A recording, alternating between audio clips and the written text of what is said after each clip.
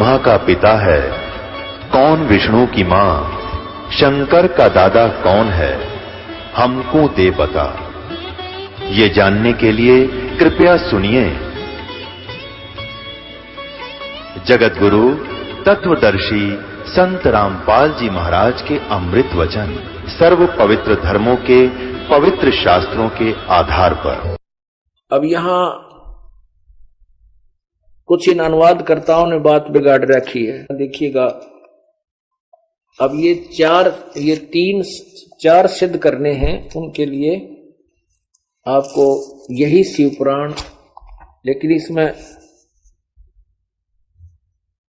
अनुवाद सहित उस संस्कृत भी साथ है। ये है शिव महापुराण,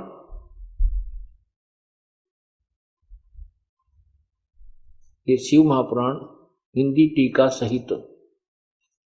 इसके ये कहां से प्रकाशित है? ये है श्री शिव महापुराण,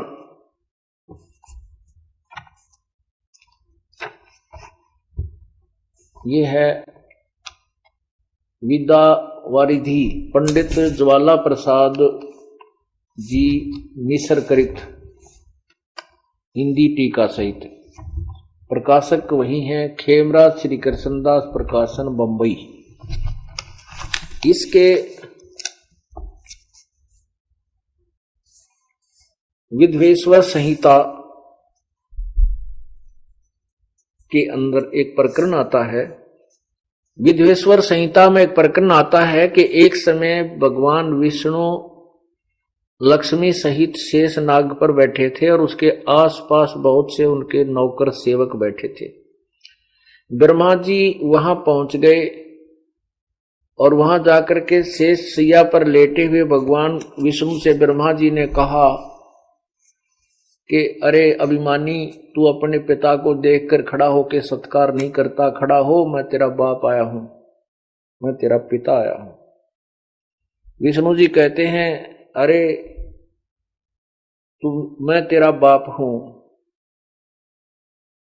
तू ढीठ हो गया है, अपने पिता के सामने ऐसे उल्ट सुलट बोल रहा। कहने का भाव ये है जैसे दूसरी तीसरी कक्षा के बालक लड़ा करें, वो कहे मैं तेरा बाप, वो कहे मैं तेरा बाप, तू मैं तेरा बाप, फिर मुक्कम मुक्का लड़ाई कर देते। ऐसे इनका युद्ध शुरू हो गया। उसके बीच में भगवान इस काल ने एक अपनी शक्ति से बीच में एक स्तंभ, चमकीला तेजों में स्तंभ खड़ा कर दिया। ये दोनों लड़ाई भूल करके उसके एंड को देखने लगे। ब्रह्मा ऊपर को चला गया, विष्णु नीचे को। विष्णु ने आकर के सच्चाई बता दी कि मैंने नहीं, इसका कोई और छोर नहीं पाया। ब्रह्मा ने झूठ बोल दी कि मैं इसका एंड देख आया हूं, ऊपर का सिरा देखा है। तब ये काल वहां प्रकट होता है और ये क्या कहता है, ये देखिएगा। नंदीकेश्वर बोले इस प्रकार भगवान ने उन नम्र हुए ब्रह्मा और विष्णु पर अनुग्रह करके उनके युद्ध में जो परस्पर उनकी सेना मारी गई थी, उसको सबको अपनी शक्ति से जीवित किया, जीवा कर उठाया।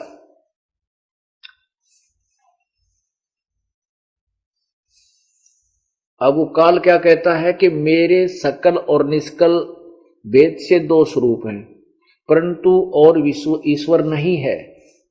कारण इनमें दो रूप नहीं हो सकते। पहला सतम रूप और पीछे मूर्तिमान रूप धारण किया, इसमें ब्रह्म रूप निष्कल है ये, और ईश्वर रूप सगुण है। मेरे ये दोनों रूप सिद्ध हैं, दूसरे किसी के नहीं हो सकते। इस कारण से तुम दोनों ने जो दूसरों को अथवा तुम दोनों को अथवा दूसरों को ईश्वर तव की प्राप्ति नहीं हो सकती। तुमने जो अज्ञानता से अपने को ईश माना है, यह बड़ा अद्भुत किया है। इसके दूर करने को ही मैं रण स्थान में आया हूं। अब तुम अपना अभिमान त्याग कर मुझ ईश्वर में अपनी बुद्धि लगाओ। मेरे प्रभाव प्रसाद से लोक में सब अर्थ प्रकाश करते हैं। इससे क्या सिद्ध, क्या कह रहे हैं ये काल भगवान कि तुमने, ब्रह्मा और विष्णु को कह रहे हैं कि तुमने अपने आप को भगवान मान लिया, तुम भगवान नहीं हो, तुमने अज्ञानता से अपने आप को प्रभु मान लिया, तुम प्रभु नहीं हो, तुम ईश नहीं हो, मालिक नहीं हो। आगे फिर क्या बताते हैं, ये काल क्या कहता है देखिएगा। अब पृष्ठ 18 पर कहता है कि हे पुत्रो, ब्रह्मा और विष्णु को, हे पुत्रो, यह कृत आपने जो सतिथि और उत्पत्ति का जो तुम्हें जॉब मिला है, ये पुत्रो, यह कृत आपने तप से प्राप्त किया है जो कि सृष्टि की उत्पत्ति और पालन कहता है। सो मैंने प्रसन्न होकर तुम्हें दिया है। ये देखना, इसी प्रकार ब्रह्मा विष्णु को तो कहते हैं कि हे पुत्रो, यह कृत्य आपने तप से प्राप्त किए हैं जो कि सृष्टि और उत्पत्ति और पालन कहते हैं, सो मैंने प्रसन्न होकर तुम्हें दिया है। इसी प्रकार दूसरे दो कृत्य रुद्र और महेश को प्रदान किए हैं, परंतु अनुग्रह कृत्य कोई भी पाने को समर्थ नहीं है। पुण्यात्माओं, समझदार को संकेत ही बहुत होता है। इससे क्लियर हो गया कि इसने स्पष्ट कर दिया कि ब्रह्मा विष्णु शिव, रुद्र और शिव, इनसे न्यारा है वक्ता, वो भगवान अपने आप को भगवान कहता है। काल ऐसे ही भ्रमित करके इनको गुमराह कर रहा है।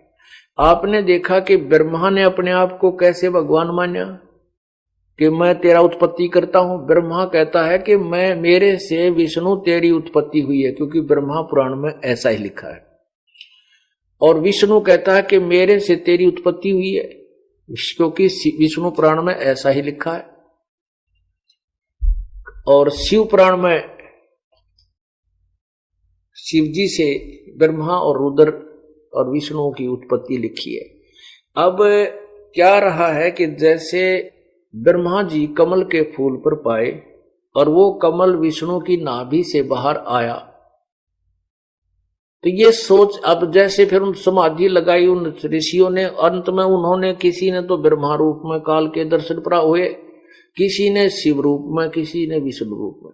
तो वो जाकर के इनको कहते हैं कि हे भगवान, आप ही परमात्मा हो और आपकी नाभि से ब्रह्मा उत्पन्न हुआ। तो ब्रह्मा विष्णु फूल गया। उधर ब्रह्मा को जाकर कहते हैं कि आप ही मालिक हो, आप ही विष्णु और शिव के उत्पत्ति करता हो।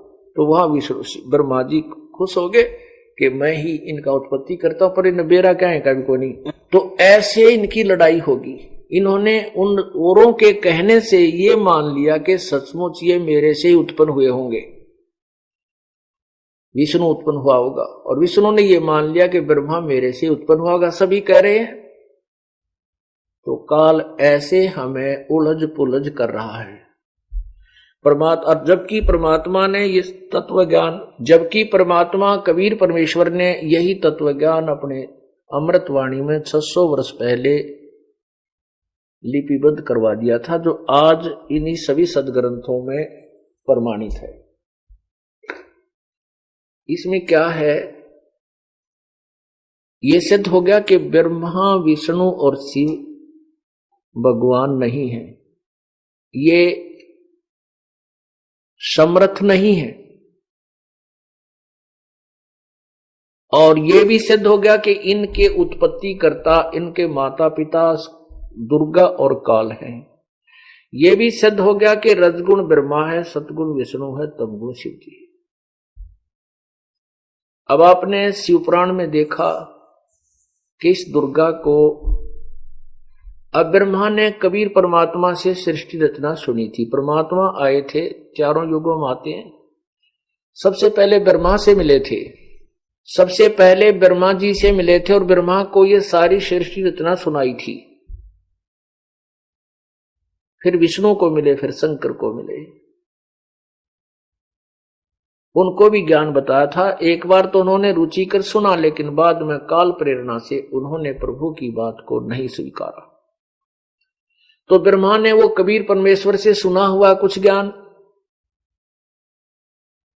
और कुछ अपने अनुभव का, जैसी उसकी बुद्धि ने काम किया, उस ज्ञान से वेद पुराणों की रचना की। पुराण वैसे एक ज्ञान है, इसमें वक्ताओं ने फिर जो जिसने सुना, जैसे ब्रह्मा ने तो सबको बताया अपने वंशजों को, फिर जिसने ऋषि ने आगे किसी को बताया, सुना सुनाया ज्ञान, वो आगे उसी के नाम से पुराण शास्त्र बन गया, अलग अलग नाम रखे गए। अब जो विष्णु का उपासक था, उसने विष्णु रूप में भगवान के दर्शन हुए, तो उसने विष्णु पुराण को ही, विष्णु के ऊपर ही सारा मंड दिया, लेकिन फिर भी सच्चाई को नहीं छुपा सके, क्योंकि विष्णु जी और काल भगवान जो विष्णु कहा गया है, उसके चरित्र में बहुत अंतर है। तो इसमें एक तो प्रकृति शब्द आया है कि उस देवी को, दुर्गा को प्रकृति कहते हैं, और उस काल भगवान ने यानी सदाशिव ने अपने शरीर से एक स्त्री उत्पन्न की। ये दंत कथा, ये कबीर साहब के सुने हुए ज्ञान को घुमोड़ घुमाड़ के उसको उल्टा सुलटा करके और इसने कहने की चेष्टा की। और ये स्पष्ट हुआ, जैसा आपको सुबह बताया था, कि परमात्मा ने इस काल के शरीर से दुर्गा को निकाला था, और वही अष्टंगी कहलाती है, वो 8 भुजाएं वाली है, और प्रकृति भी उसी का नाम है। अब देखिएगा, ये गीता अध्याय, श्रीमद् भगवत गीता अध्याय 7 में ये श्लोक 4 और 5 का अनुवाद है। पृथ्वी, जल, अग्नि, वायु, आकाश, मन, बुद्धि और अहंकार भी इसी प्रकार ये 8 प्रकार से विभाजित मेरी प्रकृति है। यह 8 प्रकार से भेदों वाली तो परा अपरा अर्थात मेरी जड़ प्रकृति है। और हे माँ भाव, इससे दूसरी को, जिससे संपूर्ण जगत धारण किया जाता है, मेरी जीव रूपा परा अर्थात चेतन प्रकृति जान। वो प्रकृति होगी, एक तो जड़ प्रकृति है क्योंकि हमारे शरीर में की प्रकृति बनी हुई है, और दूसरी प्रकृति ये दुर्गा है। इसके लिए आप पढ़िएगा 14वां अध्याय, देखिएगा अध्याय नंबर 14, चतुर्दशो अध्याय। इसमें प्रथम मंत्र में, प्रथम श्लोक में कहा कि ज्ञानों में भी अति उत्तम उस परम ज्ञान को मैं फिर कहूंगा, जिसको जानकर सब मुनिजन इस संसार से मुक्त होकर परम सिद्धि को प्राप्त हो गए। अब देखना, इस ज्ञान को आश्रय करके अर्थात धारण करके मेरे स्वरूप को प्राप्त हुए पुरुष सृष्टि के आदि में उत्पन्न नहीं होते और प्रलय काल में भी व्याकुल नहीं होते। क्या बताता है? अब क्या ज्ञान है वो, कि तीसरे श्लोक में 14वें अध्याय के, हे अर्जुन, मेरी महत ब्रह्म रूप मूल प्रकृति संपूर्ण भूतों और अर्थात प्राणियों की योनि है, अर्थात गर्भाधान स्थान है, और मैं उस योनि में चेतन समुदाय गर्भ को स्थापन करता हूं। उस जड़ चेतन के संयोग से सब प्राणियों की उत्पत्ति होती है, भूतों की यानी प्राणियों की उत्पत्ति होती है। अब ये 4 नंबर श्लोक देखो, ये 4 नंबर श्लोक यहां जा। हे अर्जुन, नाना प्रकार की सब योनियों में जितनी मूर्तियां अर्थात शरीरधारी प्राणी उत्पन्न होते हैं, प्रकृति उनकी गर्भ धारण करने वाली माता है, और मैं बीज को स्थापन करने वाला पिता हूं। 5 में स्पष्ट किया है कि हे अर्जुन, सतगुण, रजगुण और तमगुण ये तीनों प्रकृति से उत्पन्न तीनों गुण अविनाशी जीवात्मा को संसार में बांधते हैं। अब स्पष्ट हो गया कि प्रकृति दुर्गा है और प्रकृति 2 है, एक जड़ एक चेतन है। ये चेतन प्रकृति से लिखा है कि ये प्रकृति से उत्पन्न तीनों गुण रजगुण ब्रह्मा, सतगुण विष्णु, तमगुण शिव जी इस अविनाशी जीवात्मा को यहीं फंसा कर रखते हैं, कर्मों के बंधन में बांधे रहते हैं। ये भी सिद्ध हो गया कि दुर्गा इस काल की गीता ज्ञान दाता ब्रह्म की पत्नी है और ये इनका ब्रह्मा विष्णु महेश का पिता है, दुर्गा इनकी मां है। पुण्यात्मा सभी सदग्रंथ प्रमाणित कर रहे हैं जो परमात्मा ने 600 साल पहले कहा था। जो परमात्मा ने 600 वर्ष पहले ज्ञान बताया था और इन अज्ञानी संतों ने, ऋषियों ने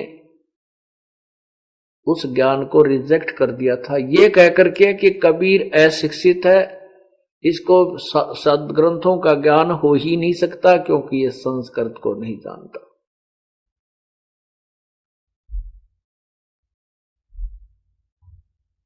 उसमें हम अशिक्षित थे, हमारे पूर्वज अशिक्षित थे और ये बात उन अज्ञानियों की जो है कि कबीर साहब ज्ञान वेदों और सदग्रंथों, पुराणों को और गीता जी को नहीं जानते, या सिरे चढ़गी या पक्की जचगी कि ये तो बात सही है कि कबीर साहब अशिक्षित है, ये वेदों और गीता और पुराणों को नहीं जानते। और पुण्यात्माओं, वेद खुद कहते हैं कि विद्वान और अविद्वान के विषय में तो वो तत्वदर्शी संत बताएगा, केवल अक्षर ज्ञान प्राप्त कर लेने से वो विद्वान नहीं होता। भाषा की एक भाषा विशेष के जान लेने से वो विद्वान या महर्षि नहीं बन सकता, क्योंकि भाषा का काम तो अपने विचारों को दूसरे तक पहुंचाना है। वो कोई भी लैंग्वेज हो, चाहे सिंपल लैंग्वेज हो, अपनी क्षेत्रीय भाषा हो, लेकिन ज्ञान वही हो। अब जो कथाएं, जो पुराणों में श्री मद भागवत सुधा सागर में जो कथाएं थी, उन्हीं कथाओं को सुनकर सांगिया ने सांग बना दिए थे और वो एक कथा देसी भाषा में अपने लोकल लैंग्वेज में और खूब सुंदर तरह समझा दी। श्री कृष्ण और सुदामा की कहानी खूब भजन बना बना के, सांग बना के श्री कृष्ण की लीला अच्छी तरह समझा दी। तो भाषा से का इतना काम है कि जिस भी लैंग्वेज में जो समझ सकता है उसको उसी में समझाने से वो ग्रहण कर लेगा। तो परमात्मा ने ऐसी लैंग्वेज बोली कि आने वाले समय में इस भाषा को सभी समझ जाएंगे। तो वही ज्ञान जो संस्कृत भाषा में था, वही परमात्मा की लोकल लैंग्वेज में, सिंपल लैंग्वेज में, साधारण भाषा में, जिसको जन साधारण समझ सकता है, आज उसमें वो यों का तो मिल रहा है।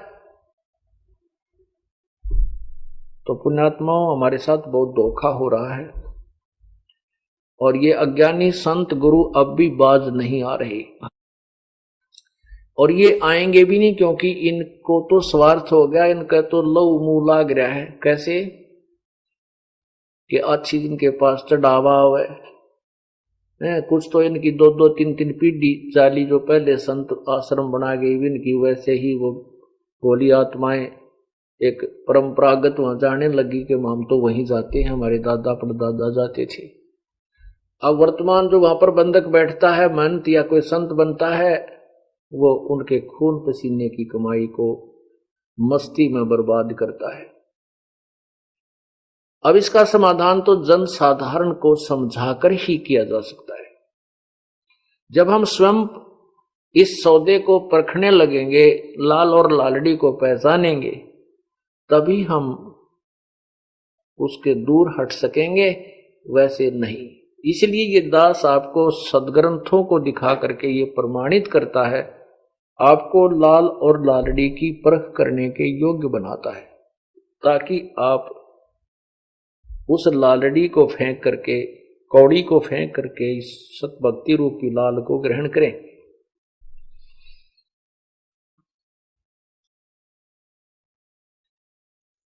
एक नगर में 2 सौदागर भाई रहते थे। उनमें से छोटे की मृत्यु हो जाती है। उसके 2 पुत्र थे।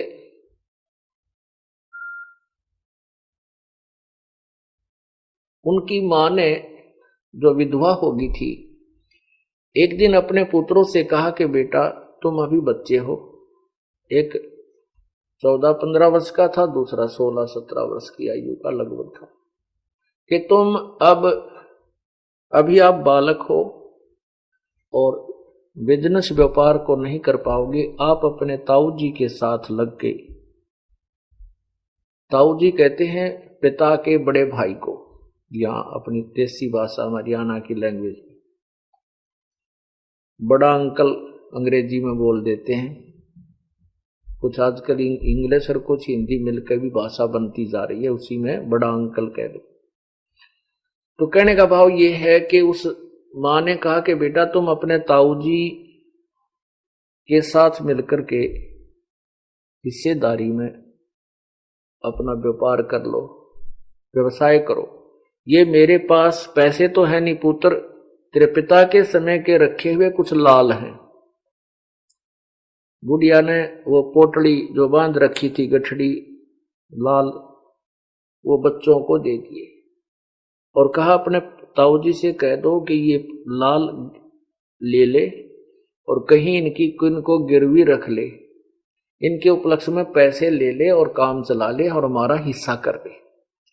दोनों बच्चे मां के द्वारा दिए गए उन लालों को की पोटली को, गठड़ी को लेकर चले गए। ताऊ जी से प्रार्थना की, ताऊ जी मेरी माता ने ऐसे ऐसे कहा है, हमारे पास पैसे नहीं है, मेरी मां के पास मेरे पिता के समय के रखे हुए ये लाल हैं, इनको आप ले लीजिए और इनसे पैसे लेकर के हमारा पार्टनरशिप कर लीजिए। अब वो ताऊ जी ने वह गठड़ी खोली, खोल के गठड़ी देख कर उन लालों को वापस बांध दी उनके समक्ष और कहा बेटा इनको तो अपनी मां को दे आओ, कहीं बहुत कीमती है ये, अपनी मां को दे आओ। और आप ऐसे करो कि उनको, तेरी मां को कहना कि इनको संभाल के रखे, आप मेरे साथ पार्टनरशिप कर लो, मेरा उधार में बहुत उधार चलती है, वहां से उधार ले आवांगे और वापस आकर के इन लालों को प्रयोग कर लेंगे। दोनों बच्चे प्रसन्न हुए, यही बात जाकर के मां से कहा। मां ने माता जी ने वो सारे उठाकर बोतड़ी संभाल के रख दी। दोनों बच्चों को लेकर के वो उनका ताऊ जी दूसरे शहरों में गया, वहां उनके हाथों से सारा व्यापार करवाया। एक व्यापारी से 50,000 रुपए का सामान मोल लिया, उधार लिया, और जहां वो धर्मशाला में रुके हुए थे वहां आकर के उसने उन बच्चों से कहा बेटा ये ले जाओ, ये लाल है, और उस सेठ को देकर आओ जिससे हम 50,000 रुपए का सामान उधार लाए, और उनको कहना कि ये लाल आप रख लो, हम वापस आकर के आपके 50,000 रुपए दे देंगे और लाल अपना छुड़वा ले। अब दोनों भाई उस लाल को, ताऊ के द्वारा दिए हुए लाल को लेकर के वहां पहुंचे उस सेठ के पास जिससे 50,000 रुपए का सामान खरीदा था। उससे कहा सेठ जी मेरे ताऊ जी ने ये लाल दिया है, इसको आप रख लीजिए, गिरवी रख लो, रहन रख लो, और आपका जो 50,000 का सामान हम ले गए हैं, हम वापस आएंगे आपके 50,000 रुपए दे देंगे, अपना लाल ले लेंगे। अब उस सेठ ने एक व्यक्ति बुलाया जो पारखी होता है जो लालों की परख करता है, जौहरी बोलते हैं इसको, जौहरी। उसे दिखा कि भी देखना ये लाल खरा है या खोटा। जौहरी ने उसको चेक करके बताया कि ये लाल नहीं है सेठ जी, ये तो लालड़ी है, या तो 100 रुपये की भी कोनी, और लाल तो 9 लाख रुपए का होता है उस समय की कीमत, अब तो 9 करोड़ का कह सकते हैं। तो सेठ ने वो लालड़ी जो थी वो बाहर मारी फेंक कर गली में दुकान से, और उन बच्चों को खरी खोटी सुनाई कि तुम्हारे ताऊ जी ऐसे तो नहीं थे, अब उसकी नीत में खोट आ गया है, मेरे ते लालड़ी देवा है, लाल तो 9 लाख का होता है, या लालड़ी है 200 की भी कोई ना है। तो उन बच्चों ने बड़ा महसूस हुआ। उस लालड़ी को उठाकर वो देखें जानते आगे, वहां आकर के कहा, ताऊ जी वो सेठ बड़ा बदतमीज है, उसने हमारे सामने आपकी बेइज्जती की है, आपको बेईमान कहा है। और कहा, एक पता नहीं कौन व्यक्ति बुलाया था, वो कहने लगा ये तो लाल नहीं है, लालड़ी है। तब सेठ जी कहने लगा, बेटा दिखाना रहे। तो वो उनका ताऊ जी बोला, बेटा ये तो सचमुच लालड़ी है, ये लाल नहीं है। सेठ जी गलत नहीं कह रहे। और जो व्यक्ति आया था वो जौहरी था भाई, वो जौहरी परख करता है। अरे बेटा ये तो ओहो ये इधर रखा था लाल, ले ये लाल ले जाओ। अरे ये है लाल बेटा, मेरे से धोखे से दे दी गई है लालड़ी, देख इनमें कितना अंतर है। ओहो बहुत फर्क है ना भाई। तो उन बच्चों के हृदय में लाल और लालड़ी की वो परख कराना चाहता था। और ये ठोकर लगी उनको, ऐसा कुछ झटका लगा तो और ध्यान से देखा उन्होंने, शीघ्र परख कर ली कि बहुत अंतर। कहा ले अब जाओ ये कहो कि मेरे ताऊ जी को धोखा लग गया था, धोखे से लालड़ी दी गई, ये देखो लाल ले सेठ जी। तो उन दोनों ने जाकर के उस सेठ से कहा, सारी कथा सुनाई। तो सेठ ने फिर वो जौहरी बुलाया, उस बिजनेसमैन ने।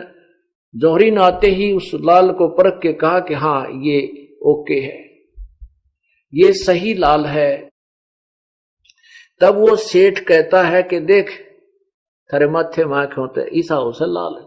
उन बच्चों को कहता है देख ये है वो लाल। कहने का भाव ये है कि उन बच्चा का यू ऐसा झटका लगा, उन्हें लाल और लालड़ी की पहचान होगी। वो अपने स्वदेश लौट आए। सवनगर में आकर के अपने वो ताऊ जी कहने लगा, बेटा अब अपनी मां से वो लाल ले आओ, उधार घनी होगी, उन लालों को किसी को दे करके पैसे ले लेंगे, उधार रख देंगे, अपने फिर छुटवा लेंगे। दोनों भाई भागे गए।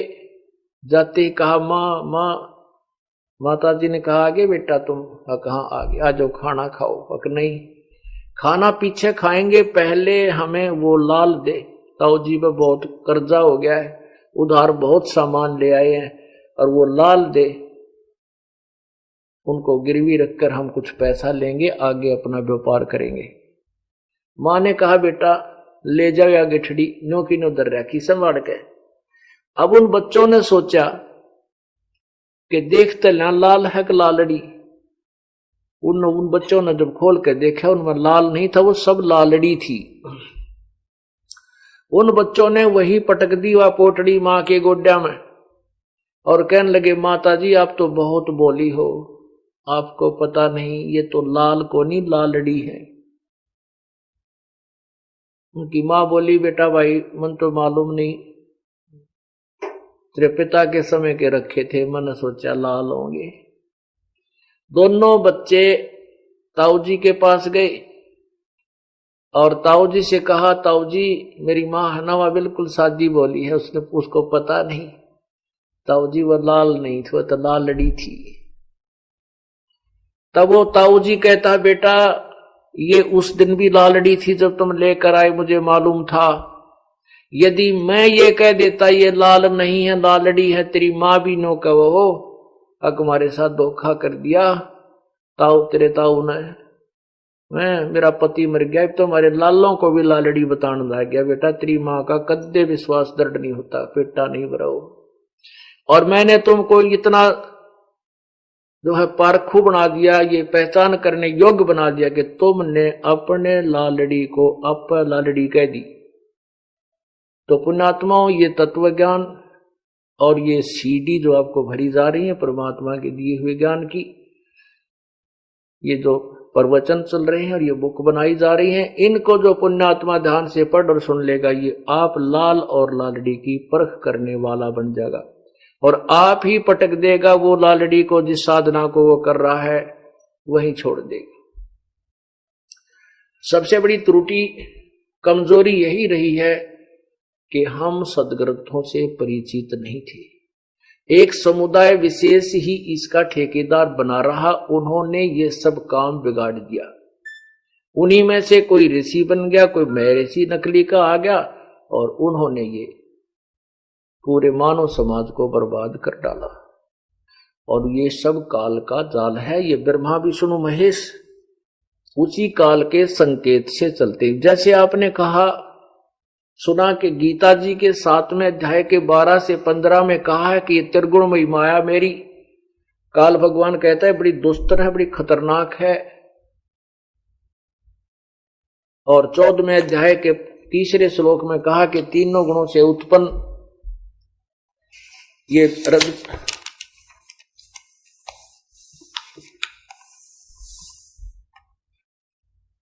तीनों सतगुण, तमगुण और रजगुण, इन तीनों गुणों के ये प्रकृति से उत्पन्न तीनों गुण इस जीवात्मा को बांध कर रखते हैं, शरीर में बांधते हैं, यानी कर्मानुसार।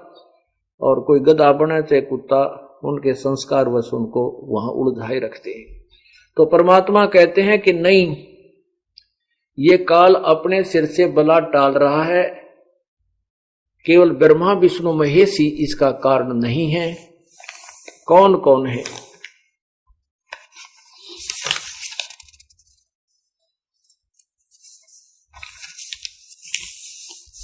ब्रह्मा विष्णु महेश्वर माया और धर्मराया कहिए, इन पांचों मिल पर पंच बनाया, वाणी हमरी लहिए। परमात्मा कहते हैं ब्रह्मा विष्णु महेश अकेले दोषी नहीं है, जबकि ये खुद भी कहता 7वें अध्याय के 12वें श्लोक में कि ये तीनों गुणों के द्वारा रजगुण ब्रह्मा, सदगुण विष्णु, तमगुण शिव जी से जो भी सतीति उत्पत्ति, सतीथि और संहार हो रहा है, इसका मुख्य कारण मैं ही हूं। लेकिन आगे चल के फिर कहता है कि तीनों गुण ही तुम्हें बांधकर सब प्राणियों को यहां फंसा कर रखते हैं। परमात्मा कहते नहीं, ब्रह्मा विष्णु महेश्वर माया और धर्मराया कहिए, इन पांचों मिल पर पंच बनाया, वाणी हमरी लहिए। परमात्मा कहते हैं कि हम जो तत्व ज्ञान आपको सुना रहे हैं, इनको बहुत ही ध्यान पूर्वक, यानी संकेतों को भी समझना शुरू कर देना। लेना माने बिल्कुल तुरंत ग्रहण कर लेना, उस बात को गहराई से सोचना, उसके ऊपर विचार करना।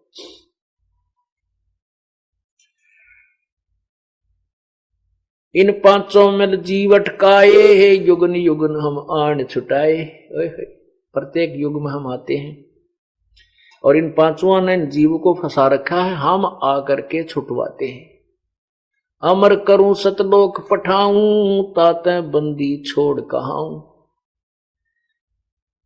इन पांचों मिल जीव अटकाए, युगन युगन हम आन छुटाए, बंदी छोड़ हमारा नामम, अजर अमर है अस्थिर ठामम। हमारा बंदी छोड़ नाम है, क्योंकि हम बंध से, काल के बंधन से जीव को छुटवाते हैं। और हमारा जो स्थान सतलोक है वो अजर अमर है, स्थिर, बिल्कुल स्थायी स्थान है, अविचल है, वो कभी नष्ट नहीं होता। पीर पैगंबर कुतुब ओलिया, सुर नर मुनि जन ज्ञानी, इत्या को तोरा ना पाया, यम के बंधे प्राणी। कितनी प्यारी बात और गहराई की कही है कि ये पीर पैगंबर और कुतुब ओलिया, सुर नर मुनिजन ज्ञानी, ये जितने भी देवता हैं, ऋषि जन हुए हैं, और जो जनसाधारण जो साधना की भक्ति की इच्छा रखता है, इनको किसी को भी परमात्मा की प्राप्ति नहीं हुई। ये तो काल के डोरी से बंधे हुए हैं, ये काल के जाल में फंसे हुए। पुण्यात्माओं, ये तत्व ज्ञान जब तक हमने आंखों नहीं देखा था, वेदों को भी नहीं देखा था, गीता जी को भी नहीं देखा था, और परमेश्वर की वाणी पढ़ते थे तो हमें शर्म आती थी कि किसने बतावा ये बात कि ये सुर नर मुनिजन ज्ञानी, ये देवता भी, ब्रह्मा विष्णु महेश भी, ये काल के जाल में। कौन मानेगा? मूर्ख बताओगे हमारे को। फिर जब ये खजाना परमात्मा ने दिखाया कि वेदों में और गीता में, पुराणों में सारा कुछ तो वही लिखा जो मालिक ने पहले लिखा था, उसके बाद दास के हौसले बुलंद हो गए कि ईब नस पकड़ी गई काल की। अब इसकी नब्ज ठागी हमारा, अब बता देंगे कि कौन कितने पानी में है। उसके बाद ये डंडोरा पीटना शुरू किया। पीर पैगंबर कुतुब ओलिया सुर नर मुनिजन ज्ञानी, इत्या को तोरा ना पाया जम के बंदे परानी। मुल्ला माया मग में बैठी हंसा चुन चुन खाई, ये ज्योत स्वरूपी भया निरंजन में ही करता भाई। अब आपने शिवपुराण में पढ़ा कि काल कहता है कि तुम भगवान नहीं हो, ब्रह्मा विष्णु महेश को धमका रहा है कि तुम ईश नहीं हो, मैं ही ईश्वर हूं। यहां परमात्मा कहते हैं ये ज्योत स्वरूपी भया निरंजन के मैं करता भाई, मैं भगवान हूं। मुल्ला माया मग में बैठी हंसा चुन चुन खाई, ज्योत स्वरूपी कहे निरंजन में ही करता भाई। एक न करता दो ना करता नौ ठहराए भाई, ये 10वां भी दोंदर में मिल जा सत कबीर दुहाई। 88 दीप मुनीश्वर बंधे मुल्ला डोरी, इत्ता में जमका तलबा ना चलियो पुरुष किशोरी।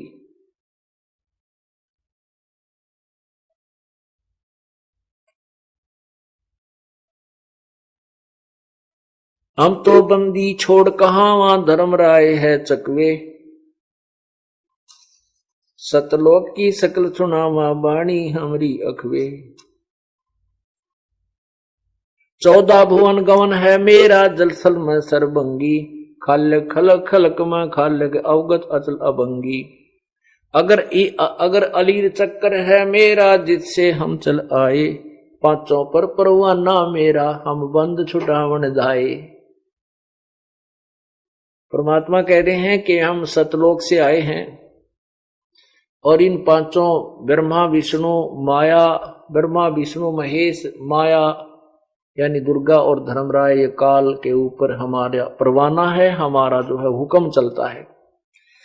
इन पांचों पर परवाना मेरा बंद छुटावन आए, बंद छुटावन धाए। अगर अलील चक्कर है मेरा जिससे हम चल आए, जहां ओंकार निरंजन नाही ब्रह्मा विष्णु शिवनी जाही, जहां करता नहीं अन्य भगवाना काया माया पिंडनी प्राणा।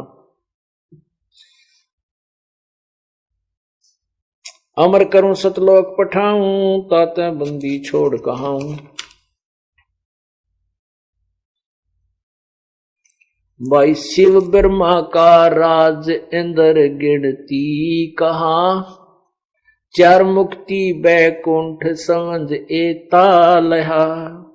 शंख युगन की जून उमर बड़ धारिया, जा जननी कुर्बान सुका गज पाड़िया।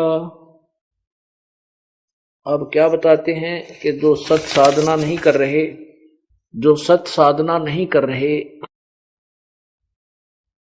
और जैसे ऋषि जन के बारे में हम सुनते हैं, इन्होंने ऐसे ऐसे साधना की, कोई 1 लाख वर्ष जिया, कोई 2 लाख वर्ष तक जीवन अपना शरीर रख लिया। और हम आपने को सुबह बताया था कि ब्रह्मा जी की आयु 1000 चतुर्युग का दिन, 1000 चतुर्युग की रात, एक चतुर्युग में 43,20,000 वर्ष। ओहो, और 30 दिन रात का महीना, 12 महीने का वर्ष, और 100 वर्ष की ब्रह्मा की आयु, फिर भी मृत्यु। फिर 7 ब्रह्मा की मृत्यु के उपरांत 1 विष्णु की मृत्यु, 7 विष्णु के मृत्यु के उपरांत 1 शिव की मृत्यु, और 70,000 शिव मर जाएंगे तो ब्रह्मलोक में जो काल बैठा है ब्रह्मांड में, वो अपना शरीर छोड़ देता है, वो भी मरता है। और ये 70,000 जब ये काल सदा शिव मर जाएंगे, ये शिव मर जाएंगे, तब एक काल मरता है, यानी एक ब्रह्मांड का नाश होता है। ये एक उस परब्रह्म का एक युग, ओए होए, परब्रह्म का एक युग। और फिर 100 ऐसे 1000 युग की परब्रह्म का एक रात्रि, इतना ही दिन। 30 दिन रात का महीना और 12 महीने का 1 वर्ष और उस परब्रह्म की अक्षर पुरुष की 100 वर्ष की ऐसे आयु और फिर भी मृत्यु। या कहते एती उम्र बुलंद मरेगा अंतरे, सतगुरु लगे न कान न भेंटे वो संतरे। एती उम्र बुलंद मरेगा अंतरे, कहते इतनी लंबी भी उम्र हो जाएगी तो भी मृत्यु होगी। क्यों? क्योंकि सतगुरु लगे न कान न भेंटे वो संतरे, कि वो पूर्ण संत तत्वदर्शी संत ना मिलने से तुम्हारी जन्म मृत्यु का ये रोग नष्ट नहीं हुआ। माया आद निरंजन भाई, अपने जाए आप खाई। ब्रह्मा विष्णु महेश्वर चेला, ओहंग सोहंग का है खेला। शिखर सुन में धर्म अन्यायी, जिन शक्ति डायन मैल पठाई।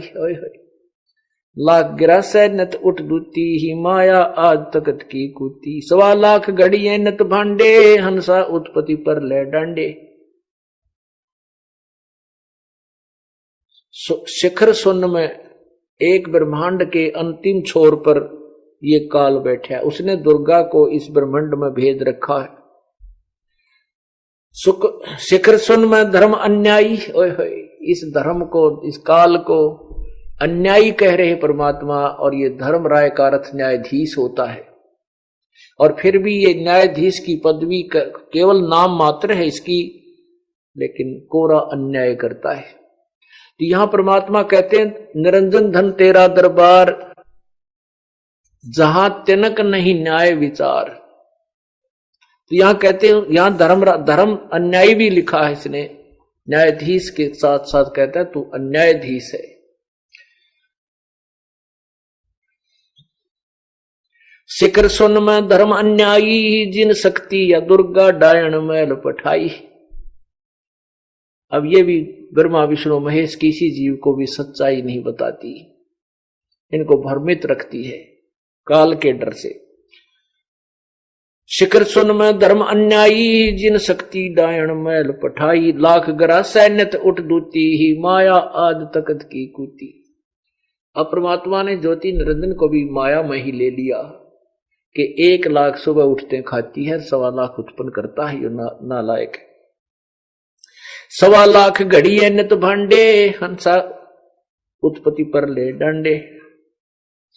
लाख गिरा से नित उठ दूती, माया आज तकत की कुती। कहते 1 लाख तो रोज खा जाता है, 1.25 लाख भांडे घड़ता है, शरीर फिर मनुष्यों के 1.25 लाख उत्पन्न करता है। और इन जीवों को जन्म और मृत्यु के दंड से पीड़ित किया हुआ, दंडित किया हुआ है। हंसा उत्पत्ति प्रलय डांडे, ये तीनों चेला बटपारी, सिरजे पुरुषा सिरजी नारी। खोखापुर में जीव भुलाए, सोपन विष्ट बैकुंठ बनाए। ये अरहट का कुआ लोई, यागड़ बंजा है सब कोई। अरहट का कुआ, ये अरहट का कुआ देखिएगा ऐसा होता है, पूरा देखो इसको। ये नीचे जो आपने ये नजर आ रहा है, ये कूप है, कुआ, नीचे जल है इसमें। इस जल को निकालने के लिए, सिंचाई करने के लिए ये एक सिस्टम बनाया जाता था पुराने समय में। ये एक पुली बनी है, पुली के ऊपर एक चैन लगी है, चैन के ऊपर ये बाल्टी बांध रखी है, वेल्ड कर रखी है। ये नीचे से भर के आती है और यहाँ ऊपर आकर के ये खाली हो जाती है, यहाँ खाली होकर के इधर जाती है। ये देखिएगा, ये नीचे जल है, ये कुआं है, और ये पुली के ऊपर चैन बांध रखी है, चैन के बाल्टी वेल्ड कर रखी होती है। और ये एक इसको चलाने के लिए बैलों का प्रयोग करते थे। तो ये नीचे से पानी भरकर आता है और यहाँ ये खाली होकर के यहाँ से ऐसे खेत में चला जाता है। तो यहाँ नीचे से आया, ऊपर खाली हुआ, नीचे से भरी, ऊपर खाली हुई, नीचे से भरी, ऊपर खाली हुई। तो कहते हैं ये देखो, ये महेश, ये भी इसी तरह बाल्टी भरे हैं। विष्णु और ब्रह्मा ये यहां आए और ये खाली हुई, उल्टे फिर जन्म मृत्यु में साधारण जीव की योनि भी ये धारते हैं और फिर ऐसे कहते हैं। ये अरहट का कुआ लोई, जब तक हमें तत्व ज्ञान नहीं मिलता, पूर्ण परमात्मा सत्तत्वदर्शी संत नहीं मिलते, तो हमारी जन्म मृत्यु समाप्त नहीं हो सकती। और जन्म मृत्यु समाप्त नहीं होगी तो जन्म मृत्यु के कारण हम नीचे आते हैं, पुण्य पाप इकट्ठे करते हैं, ये बाल्टी भर ले जाते हैं ऊपर, आपको नरक में, फिर वापस आ जाते हैं, वहां खत्म करके फिर आ जाते हैं, फिर 84 लाख योनियों में, फिर ऐसे कहते हैं। ये अरहट का कुआ लोई या गल बंजा है सब कोई, कीड़ी कुंजर और अवतारा, हर हठ डोर बंधे कई बारा। शेष महेश गणेश्वर ताही, हर हर डोर बंधे सब आही, ये शुक्रादिक ब्रह्मादिक देवा, हर हट डोर बंधे सब खेवा। ये कोटिक करता फिरता देखा, हर हट डोर कहूं सुन लेखा, ये चतुर्भुजी भगवान कहाँ वे, हर हट डोर बंधे सब आवे। ये चतुर्भुजी भगवान कहाँ वे, और ये भी इस जन्म मृत्यु के रेट के चक्कर में काल के में ये भी बंधे आवे।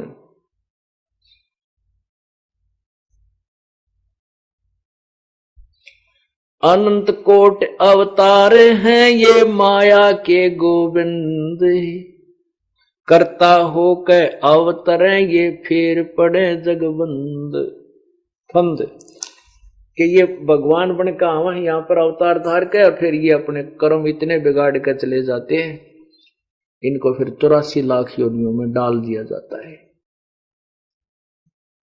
पुण्यात्माओं,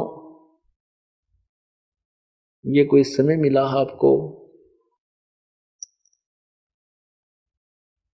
और आपका ये बहुत ही युगों युगों के पुण्य इकट्ठे हुए हैं, आपका इस भक्ति काल में जन्म है मनुष्य का, और भी अच्छे किस्मत आपकी इसलिए है कि आपको ये तत्व ज्ञान आपके कानों तक किसी भी द्वारा किसी भी कारण से पहुंचा है, और उससे भी अच्छी किस्मत आपने इसको पहचान लिया है, स्वीकार कर लिया है आपकी। क्योंकि रोगी को अपनी बीमारी के नष्ट या स्वस्थ होने का इतना ज्ञान नहीं होता जितना कि डॉक्टर को होता है। आप कितने स्वस्थ हो रहे हो और आप कितना समय पर इस परमात्मा के ऑपरेशन थिएटर में, इस हॉस्पिटल में आ गए हो, ये तो ये दास जान सकता है, आपको मालूम नहीं। और आप कितने पुण्यकर्मी हो ये भी आपको नहीं पता। परमात्मा कहते हैं लख बर सूरा जूझ ही लख बर सावत दे, और लख बर यति जहान में तब कोई सतगुरु शरणा दे। आप योगों योगों ना जाने कितने पुण्यकर्मी प्राणी रहे हो, और वही पुण्यात्मा आज सतगुरु की शरण में आएंगे। और बाकी जो थोड़े पुण्यकर्मी हैं उनको पुण्यकर्मी बनाएंगे, क्योंकि पिछले भी, अब ये स्कूल है, इसमें पहले विद्यार्थी पढ़ रहे हैं वो भी पास होंगे, जो नए प्रवेश पाएंगे उनको भी पास ही करेंगे। तो इस प्रकार जैसे राजा अम्बरीश थे, सतयुग में राजा थे और खूब भक्ति करते थे बहुत, और ऐसे भी एक बहुत ही अच्छे एक राजा थे, वो इतने पुण्यात्मा थे कि उसके राज्य में और तो झगड़े कहाँ होते थे, जो है शेर हिंसक पशु भी कोई मांस आहार नहीं करते थे, हिंसा नहीं करते थे, फलो आहार करते थे।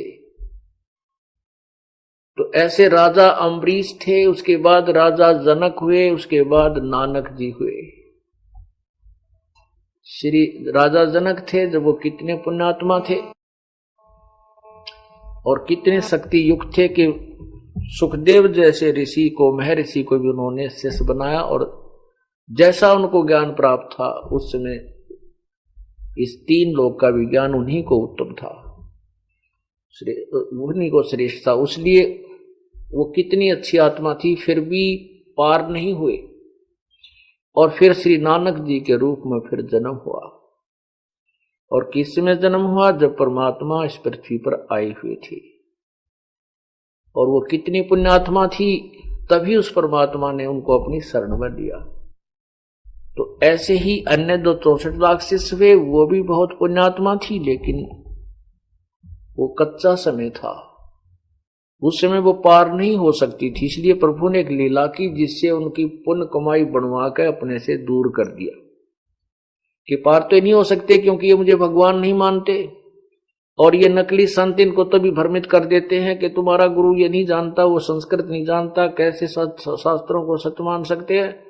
जो शास्त्रों में ऐसा लिखा है, तो हम उन नकलियों की बातों ने हाँ मिला दिया करते, तो इसलिए भी पार होने योग्य नहीं थे।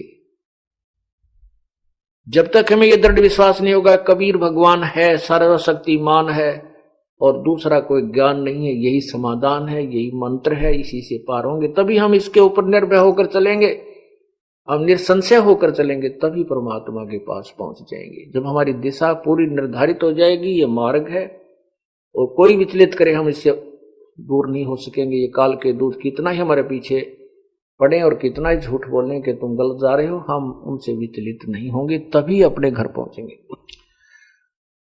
तो लखबर सूरा जूझही लखबर सावत दे, और लखबर यति जहान में जब कोई सतगुरु शरण आ जाए। तो पुण्यात्मा आप इतने पुण्यकर्मी प्राणी हो जन्म जन्मांतर की भक्ति के, ये 2 प्रकार की कमाई होती है, धन होता है, एक तो दान और धर्म और यज्ञ का किया हुआ जो दान होता है, धर्म पुण्य होता है, आपका धन होता है, भक्ति धन होता है। उससे तो आप सेठ बन जाते हो और अच्छी व्यवस्था आपके घर की होती है, जिसने जैसा दान किया हुआ होता, पूर्व जन्मों में धर्म किए हुए थे। कार भी हैं, कोठियां भी हैं उनके पास। और दूसरे वो हैं बिल्कुल मजदूर हैं, गरीब हैं या मीडियम साइज के हैं, वो भी शरण को ग्रहण किया इन्होंने, परमात्मा की शरण मिली है। तो आपका और उन सेठों का भक्ति का धन तो बराबर है, जो नाम की कमाई का जो धन है भक्ति का, वो तो बराबर है। लेकिन पुण्य नहीं कर पाए पहले जन्मों में हम, तो अब हम उस पुण्य कमाई, भले ही हमारे पास धन नहीं है, ये जो संसारिक धन जिसको हम कहते हैं, तो दान से प्राप्त होता है, दान कम करने से, और लेकिन हमारे पास वो भक्ति का धन बराबर है। इसलिए परमात्मा कहते हैं, राम रटत दारिदर भला, टूटी घर की छान, वो सुंदर महल किस काम के, जहां भक्ति नहीं भगवान। तो आप दोनों की जो वो सेठ हैं, जो पैसे वाले हैं, कारों वाले हैं, और एक मजदूर है, रिक्शा चलाता है, मजदूरी करता है, उन दोनों को शरण प्राप्त हुई है। तो आपके जो भक्ति वाले जो पुण्य है वो बराबर है, वो कमाई दोनों की समान है, आप इतने पुण्य कमाई युक्त हैं। अब उनको जो जिनके पास आज धन है, ये मार्ग मिल गया, उनकी यह समस्या तो हल है कि उन्हें रोजी रोटी के लिए भटकना ना पड़ता। उनकी अगर वो सच्चे ढंग से समझ जाएं तो उन्होंने केवल परमात्मा ही भजन का पूरा समय मिल सकता। लेकिन इस तत्व ज्ञान से अपरिचित होने से वो धन वाले और गणे दुखी होने लग जाते हैं और ज्यादा, क्यों? मालिक जितना ये दान करेंगे उतना ही धर्म फलेगा, वो दान परमात्मा दान का प्रतिफल धन गणा देगा। उस दान से भी वो फिर ज्यादा विचलित होने लग जाते हैं, तत्व ज्ञान को आधार ना बना करके। और एक मजदूर है, उसके पास पैसा नहीं है, उसके पास धन नहीं है, वो भी विचलित है, वो केवल धन धन मांगने आने लग जाता है। तो इस तत्व ज्ञान को समझकर धनवान ने गणे धन की जरूरत नहीं, और वो देगा जो उसके भाग में, वो मिलेगा, लेकिन उसको सदुपयोग करे, उसको घना ज्यादा आगे बढ़ाने की चेष्टा ना करके उसको सीमित करे। सतगुरु मिले तो इच्छा मेटे पद्मल पदे समाना, चल हंसा उस लोक पठाऊं जो आज अमर अस्थाना। तो यहां हमने अपनी इच्छाओं को कम करना है। तो जो धन है, जो पिछले जन्म में दान किए हुए, उनको आज पूरा धन मिला हुआ है और वो भी शरण ग्रहण किए, वो है तो पुण्यात्मा, और वो मजदूर भी पुण्यात्मा, सिमिलर, उनका एक जैसा सतर है भक्ति का, लेकिन दान में अंतर रहा। तो अब परमात्मा ये बताना चाहते हैं कि कबीर परमेश्वर बिल्कुल एक ऐसी स्थिति में रहे एक झोंपड़ी में और कपड़ा बुना करते थे। और कबीर परमात्मा से निर्धन दारिद्र कोई भी काशी में नहीं था। उन्होंने इसलिए ये लीला की थी कि कोई ये ना सोचे कि जिनके पास घना धन है, घना धर्म करने के लिए पैसा है, केवल वही पार होंगे, हम गरीब नहीं हो सकते। परमात्मा कहते हैं दोनों ही पार होंगे। एक के पास 20 लाख रुपए की इनकम है महीने में, और वो महीने में 1 लाख दान करे है, और महीने में साल में 10 लाख या 12 लाख कर दिया, उसको कई करोड़ का इनकम है, वो भी दान है। और एक गरीब आदमी है, मजदूरी करता है, वो भी साल में 2-3 पाठ करा देता है। वो दोनों का धर्म उस जो निर्धन है उसकी हिम्मत देख, तो वो दान उससे कई गुना ज्यादा लाभदायक है। आगे चल के इसी रेशों से परमात्मा उनको लाभ देता है। तो कहने का भाव ये है कि अब हमने पार होना है और इस विचार से को भी आधार बनाना है। जैसे मान लीजिए इस जन्म में ना पार हो सके, अब तो ये हजारों वर्ष चलेगा ये मार्ग, और आपका फिर जन्म हुआ, आपको ये त्यार मिलेगी मलाई बड़ी बढ़ाई, और उसमें आपने जो धर्म पुण्य कर रखा है ये आपको मिलेगा, तो आपकी रोजी रोटी का समाधान त्यार पाओगा। फिर केवल भक्ति भक्ति करनी शेष रह जाओगी। तो इसलिए हमने अपने किसी भी पॉइंट को लूज नहीं रहने देना। पार बसावा जितनी समर्थता हो, हिम्मत सी करके दान भी करे और भक्ति भी करे। इस प्रकार हम परमात्मा प्राप्त करेंगे और फिर सदा के लिए जन्म मृत्यु के रोग से छुटकारा पाएंगे। बोलो सतगुरुदेव की।